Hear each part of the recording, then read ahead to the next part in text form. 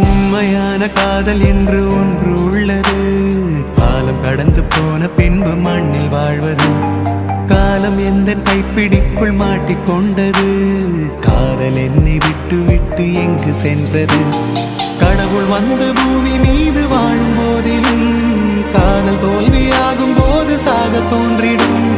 காதலின்றி பூமி மீது வாழ நேர்ந்திடும். கொஞ்ச நேரம் கூட நரகம் போல மாறிடும்.